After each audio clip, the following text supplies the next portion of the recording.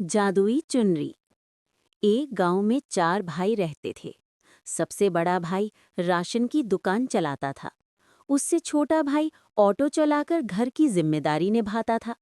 बाकी के 2 छोटे भाई स्कूल में पढ़ते थे। पप्पू कक्षा 10वीं में और उसका छोटा भाई कक्षा 5वीं में। सबका जीवन सादगी और मेहनत से भरा हुआ था। लेकिन एक दिन अचानक उनके पिताजी की तबीयत बहुत खराब हो गई। वे तुरंत उन्हें पास के अस्पताल ले गए। डॉक्टरों ने जांच की और बताया कि पिताजी को कैंसर है। ये सुनकर पूरा परिवार टूट गया। बड़े भाई की शादी हो चुकी थी और बच्चे भी थे। एक तरफ अपने परिवार की जिम्मेदारी और दूसरी तरफ बीमार पिता। दोनों को संभालना उसके लिए बहुत मुश्किल हो गया। फिर भी उन्होंने हिम्मत नहीं हारी। कर्ज लेकर पिताजी का इलाज करवाया। हर दिन का इंजेक्शन लगवाया। धीरे धीरे घर की जमा पूंजी खत्म हो गई। दुकान में सामान कम होने लगा और ग्राहक भी घट गए।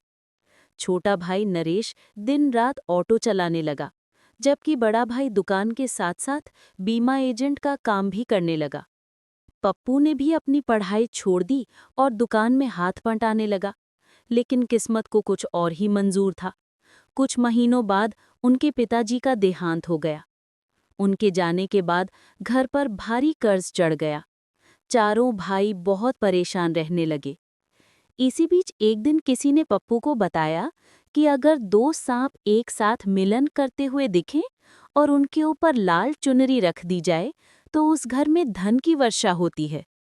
ये बात पप्पू के मन में बस गई। कुछ दिनों बाद गांव के मैदान में उसने सचमुच 2 सांपों को देखा जो मिलन कर रहे थे। गांव वाले डर के मारे पास नहीं गए, लेकिन पप्पू ने हिम्मत जुटाई।